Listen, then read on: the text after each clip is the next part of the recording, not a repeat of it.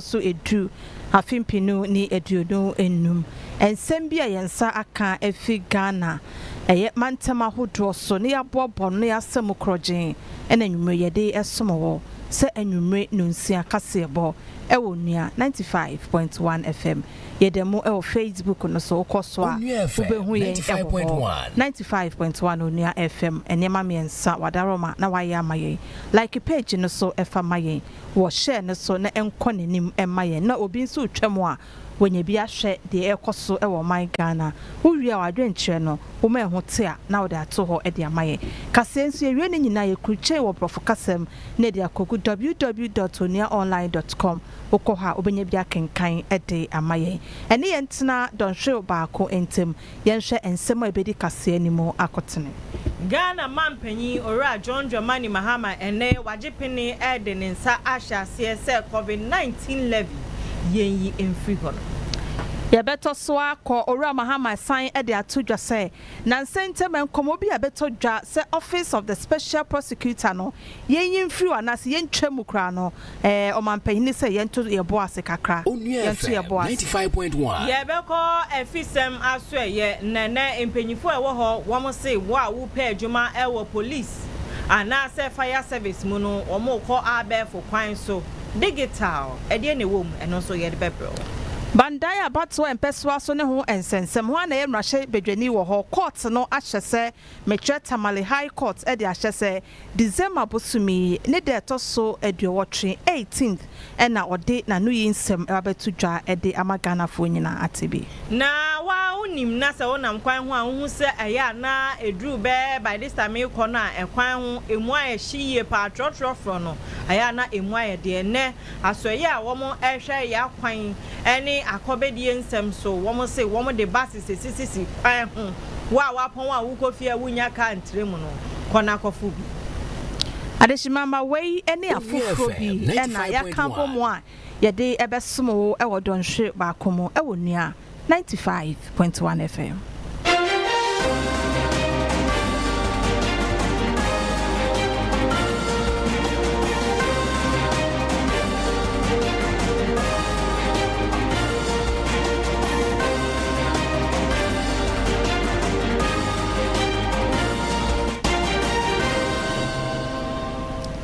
Ebuse nyumre yiye ayajebre ne yede kase ne mu nchechemu nyina besom eyeme Akosua Asabea Asomaning mini aba Nana Efia Oforiwaa yedem ewo Facebook ne so Onua 95.1 FM for like mama wo share ne so if you so far comment no eba emepem ye be hwe ni akenkan e dia ma ye hwe ye nsem no ase na 2020 yare kudi wo COVID eba ya aban na ewo ho wo mo e de Onua FM 95.1 1% tax no COVID-19 levy na efri sabria besi sabria ye kasai ayade e wo hono ma Ghana for se obi e kranyama efri amanone e de ba e da so a ayade a Ghana for dodo na etueche bia na aban we e ba ye na ayade ampanyifo akasa se sa levy e nuisance mfaso biara nhede ni so ana se emua oman amanfo wo oman ni mu eni nti wo mo se aban no enhwe na wo mo enyi fi hono ene ye kasa Ghana mampani ora John Dramani Mahama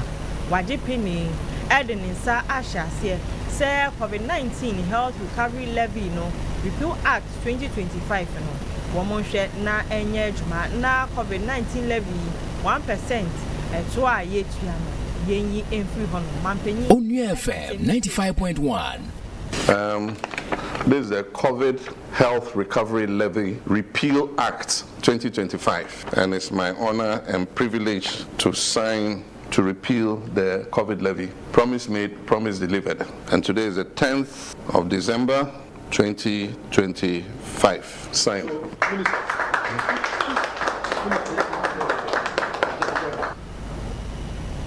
Alright, John Dramani Mahama Ghana mampani and now what they nsa ahya se na chese COVID-19 levy no e free January afia da ye nim 2026 airport ne die obiara entua bi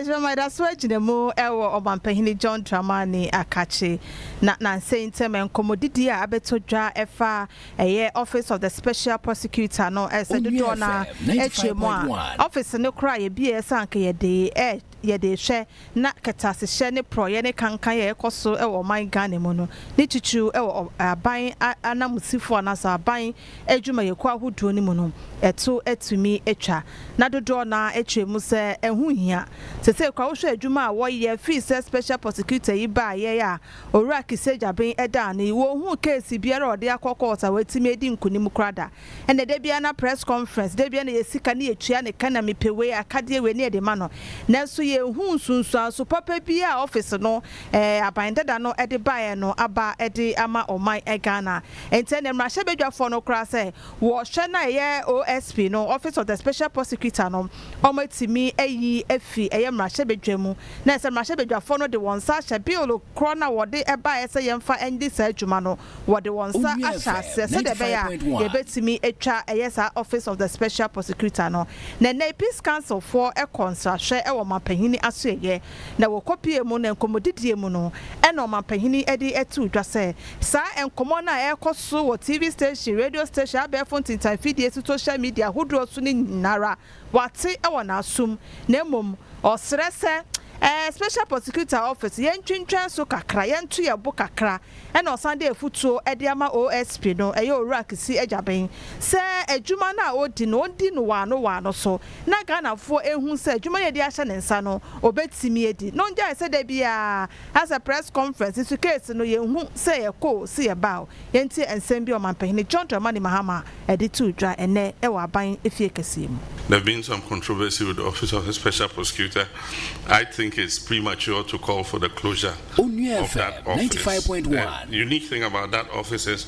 it is the only anti-corruption agency that has prosecutorial powers to be able to prosecute themselves without going through the Attorney General. And so people had mistrust for the Attorney General because the Attorney General normally is a member of government and is a minister of state. And so they believe that the Attorney General will be very reluctant to prosecute his own. But if there's an independent office like the Office of the Special Prosecutor, it won't matter who you are because they have security of tenure and they have prosecutorial powers, whether you're a member of government or you're a member of a previous government or you are anybody who has, misappropriated public funds. They have the law is behind them to be able to prosecute you. So I think we should give them a little time. Of course, people want to see, more prosecutions and more results. And so I'll just urge the OSP to speed up, some of these investigations and, show people that the office is still very relevant.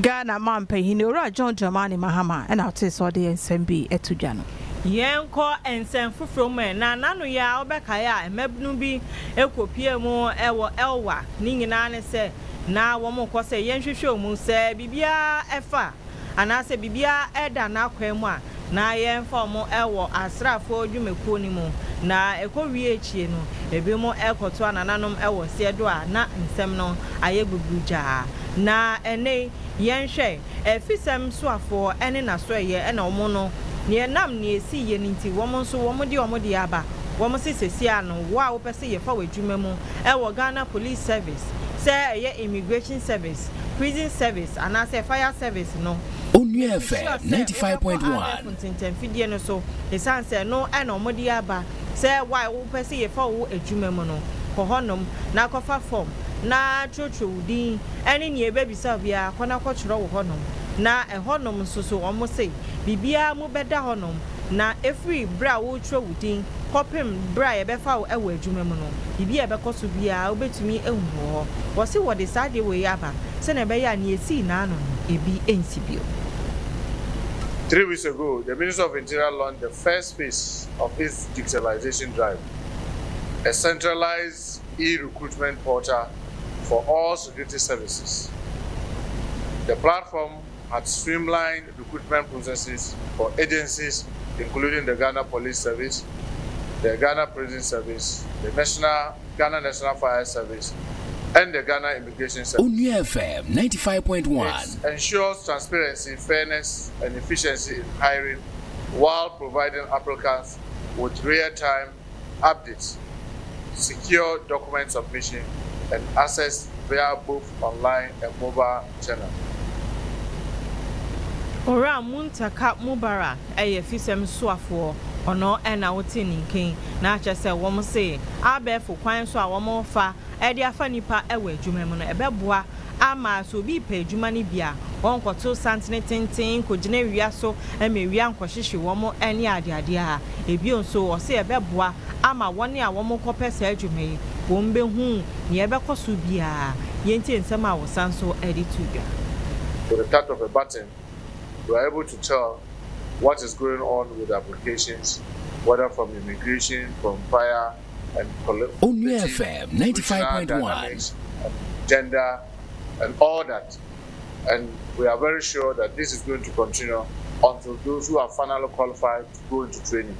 And it will keep your communication with them, tell them seamlessly you are qualified to the next stage and what is expected of you, so that we don't have this kind of chaos. Ora Muntaka Mubarak ena woka say na enye omonko a mo pe Ghana police and say immigration and prison service and fire service nko a wo mo say wo mo eye bi e di ama woni a wo mo pese wo mo koye adwuma e wo Narcotics Control Commission honom eno no eye nakok saa so na nadmu so eka ho bi ena Gaming Commission of Ghana so eka ho bi nti saafo nyina sisi a womo enjumedi a womo di no womo de ko abefu nti tafidie no so Onua FM 95.1 na chese wo pe adwuma wo hono ma onso be ko digital eko no Adishmama yetwa ensem ne so yenka enkai wo se yedasoa edemo e wo Facebook no so ko Facebook no so a ye wo live e wo ho betimi ahwe yen e wo ho okwa ne ma miensa wadaro ma na waye ete amaye like page no e ma ye wo share no so bitwam a no wanya bi ahwe na wadwentre no so no wa ma eho ate kama na wode ato ho ede amaye yenko ensem foforo mu na Tamale High Court Commercial Division His Lordship Emmanuel Brew Blanche ede abetu edwase eye bandai ensem samuya ebeto odwa ayenam so ema court watermale ede ebetu edwase mrahye bedwani a oti benwa so se mrahye bedwani ede matememufo a wo bandai abato empeso so ora matenyin dam eni wo kwan se oye mrahye bedwamu efise ekwan a ofa so a odi edi sa akundwa no enam emra kwan so na sa asam no ebeto odwa eye November bosimi de to so aduana nan afimpinu ne edununum ye ena lawyer for oginamu edema owura Matthew Nindam esan ede kodan court no eye Tamale High Court Commercial Division no se ensam na eye court no ede ebeto odwa se ni dibia se mrahye bedwani e wo sa mantam ho ana se sa mpeso ne so no emfa ne kwan mu ana se enamra kwan so no wombongu efama no efise daja otena benja so ede nsem na nudi nsem ana natemo ede betu odwa no ensem bia ode efrafraye no omohwe emrakwan mu a enam emrakwan no so na obeka ya enam sa asem we ya so enam suma mrahye bedwam chame hi na mrahye bedwam ene clerk what the letter ede akoma electoral commission se no eye na bandai abato empeso so omakodwa no abeda ho empan enunti ehu behia se electoral commission ebetimede eye rerun anase runoff bi ahyecha so e wo ho se de be ya obetimi ayi mrahye bedwamu foforo na ndura de pe wani kohwe mrahye bedwamu a enya asam keto akwa dom keto no atwemu a ese speaker na sa clerk wo mrahye bedwamu no otwen na court ensensem atwetwere court e fa ye bandai abato empeso no ho no etimi ni nyina etimi be wiye ansa na watimi ahye se eye akonwa no abeda ho empan enuti no electoral commission for ensign ento abano foforo biem e wo sa mantem ho na enei abeto dwase wo kopie mu e wo court no ehwe eya stay of execution owura Nindam Matthew Nindam ene na lawyer for e de kodan court no se won hwe na atemu a eba enkane e wo November bosime de toso eduonu enan ni mu no wombongu efama no na court no enhye se ono a ɛna ɛyɛ mmarahyɛbadwani ɛwɔ yɛ bandai abato mpɛsoa so no court no ɛde abɛto edwa ɛnam kɔ asetena ne sɛ ɛyɛ December bosome da ɛtɔ so ɛdu wɔtwe 18 December no ɛna wɔde ɛyɛ atemu no ɛbɛba ɛno ɛna ebehu sɛ stay of execution a wɔde ɛkɔto court n'anim sɛ court no ɛnka bi ɛma mmarahyɛbadwani na ɔwɔ hɔ no ɛyɛ owura Matthew Nindam no wɔbɛka bi ama nano anaasɛ high court nsɛm na wɔde bɛto dwa ɛyɛ 24th November anaasɛ November bosome da ɛtɔ so aduonu nan no wɔbɛgyina ɛno so a no ɛno ɛna ebehu sɛ court no ɛbɛtumi ɛde ɛbɛto dwa ɛde ama ɛyɛ timemfo enti ne yɛ yɛte wei deɛ yɛhwɛ sɛ 18th of December no court no ɛde ɔma no wie ɛwa bɛto na saa asɛm yi nyinara ɛyɛ mmarahyɛbadwani a ogyina mu ɛde ma NDC amanyɔkuro no ɛwɔ afimpinu aduonu nan abatoɔ ni mu owura Daniel Nsala Wapai ɔno na de asɛm kɔdan court akyerɛ mu sɛ abatoɔ a yɛto yɛ afimpinu ɛne aduonu nan ɛfa mmarahyɛbadwa abatoɔ no ho ɛwɔ bandai abatoɔ mpɛsoa so no otutu sɛ electoral commission no ɛne ɛnɛ mmarahyɛbadwani a ɔwɔ hɔ owura Matthew Nindam ɛyɛ kanana bi amfa kwan papa so mmara kwan so a obi etimi kɔ abatoɔ mu no odidi nkunimu no ɔma amfa so enteno ɛna ɔde kɔdan ɛyɛ Tamale High Court a ɛnam so ɛma ɛyɛ November bosome de to so aduonu nan no Tamale High Court no ɛde ɛbɛto dwa sɛ wɔma Electoral Commission and ɛnɛduasa 30 days sɛ ɔmfa ɛnto aba no foforɔ ɛwɔ sa mantem hɔ ɛno akyi no ɛna owura Matthew Nindam ɛne ne lawyer ɛde asɛm no ɛsan ɛkɔto court ɛyɛ stay of execution sɛ court anu yie na wɔde baayɛ no ɔmani ngye ho ɛnti court no ɛnsan ɛnhwɛ mu yie biem ɛne nti yɛhwɛ anim sɛ December bosome de ɛtɔ so du wɔtwe no court no ɛde anu yie sɛm ɛba bɛto dwa amatemepofo nyinaa ate bi Yegusu ajinemu ewo kpandan insensem na enra ebenada okopie mu ewo mmarahyɛbadwafi a na enya asɛm keto akra dom kuma no dede yo ene oyɛ kyerɛ ene kɔɔ so ewo hɔ wɔn se wɔn nti aseɛ sɛ asɛm a yɛka yɛnkenwie clerk of parliament ɛde nkrata ɛde akɔma abato komisar ne sɛ pandai akonya no aba bɛda mpan ɛne nti yɛnhwɛ ne yɛnkɔto aba no ebiom ewo hɔ no na dede yo no mu no wɔn se aban ejuma na se aban no ho sensem a wose wo mtena se eka ho asem no wo mo entena se Onua FM 95.1 Benifo ebe hye se clerk of parliament letter na secretary ode ma abato commissioner no obe twi ansensan no wo mo nso de wo mo beye dede saa wo mo ntena se na mpeso oh my Ghana ye ho sensem a wose wo tena se ka na ebua ama edwadie nsem bibia akoso wano no wo mo etumi aka na so ene ugopie mu ewo ho no ma ho wajobre obia tenase bebi e wo so tena bia wa tenase na enam so ama deputy minority leader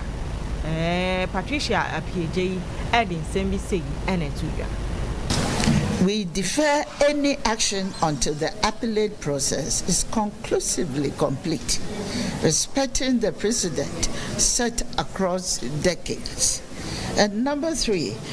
we need to recognize that this premature notification violates the separation of powers, disrespect to the judiciary,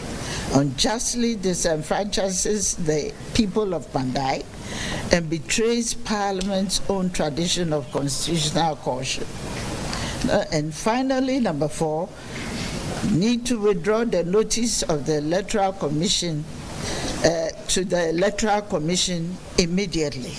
This is not a partisan plea. It is a call for basic constitutional fidelity and historical consistency. In conclusion, I stand here for the rule of law and for the sanctity of our parliamentary traditions. The notification on Pandai is historical aberration. It is a violation of the separation of powers. 95.1. It is a usurpation of appellate jurisdiction. A disenfranchisement of Pandai voters. A denial of Honorable Matthew Nindam's rights. And a gross departure from our own settled practices. Accordingly, I submit that this House is constitutionally, legally, democratically, and procedurally bound to withdraw the premature notice issued to the Electoral Commission. Na Mami Patricia Apieje Ekasano, Osanso Edin Chemu Eba Sen Yesino, and Pennyfo Ubia Kana Kuma Anton Yim, Na Yankasam Inkus. In the case of Samuel 95.1 Khan of Walensi, after the High Court voided his election, he filed an appeal. What did this House do? It continued to recognize him as a sitting MP throughout the entire appeal process. The seat was only declared vacant after the Court of Appeal delivered its final judgment. In the case of Eric Amwating of Nkranza South, detained abroad on serious charges, this House resisted calls to declare his seat vacant while his legal status was unresolved. Vacancy occurred only upon his own properly executed resignation. In the case of Danawodapi of Keta, convicted and sentenced to 10 years imprisonment, this House did not treat the conviction as an automatic trigger. When circumstances allowed, when he was granted a presidential pardon, he returned to this chamber on 10th of June 2008 and was permitted to sit and perform duties as MP. His tenure ended with the dissolution of Parliament. In the case of Adamu Dramani Sakanda of Boko Central, the honorable member continued to serve in Parliament for years while the courts determined civil challenges to his eligibility. Mami Onua FM 95.1 Patricia, a deputy minority leader. Not just said Dom Kumano and Pennyfono Abediatri or no Eno. Porcia, same way there, send a court in the cross over the abeto 18th December. Not to be a waton, no beer who near us already. Now paying for what she suit Nendra walk, eh, serious. So, me ferry more, honorable, your master must say, because means yes, you. Mintias, and no son, and no son, and a mass, it's a almost to me, almost signed to me, to say, each moment to me, say, and now coffee now, baby cells say, da, not that now. Now I shall their comments in media. I am not in person make a because of it. I say, I'm out for you. I'm out. Onua FM 95.1. I don't know what I'm confused to say. I'm boss with you. No, it's not nice. Me kwe juma ban obi sent to be kwe juma ban nti ani democracy nyen tokwa kan wa adwene na menti asen me say asen honhom bi e de omokoso ya na de omo o ka say case bi ba na about politician a judge bi ka say ya na populigbidi etimi si omoso e ya honhom I say si omoso na enfa ho so omo hye suit omo hye den because omo ko one side. They said no more quadrina in Fini Horn, no more yet. And you know, and speaker, and I mean, middle speaker. Also, no one said, ma, Sabi, Obudi Sabi, Quasiasam. Now, we'll show myself. Also, Kola feel no more yet. What cow munti? Because speaker Kaya, sit down, let peace prevail. Let's talk. Oh, my intent. I'm only not quadrina in Fini Horn. I'm push someone. Speaker was just relaxed on his seat, and that part. Video now would not call anyone. All right. Adesima my answer. You enjoy a home run. You enjoy a home run. Okay. You try home. Now, you will try home. Can who say your demo our Facebook and so? And you're near 95.1 FM. For like your mammy, for comments, Nebra. A yamra shebida for ya. Womujina was not in San Beba. Womujina honum. Now we'll quite fun, we'll quite fun. Now you and I are quite near for comments, bra. She was drinking a honum. yɛbɛkenkan ne nyinaa ɛde ama no bia so ati yɛngyina we so ne ntwa ho bra yɛba ensɛm no ne aka ne nyinaa yɛde baba abeso Onua FM 95.1 Kaka woto bibeti esi krombro nya brei omo hu to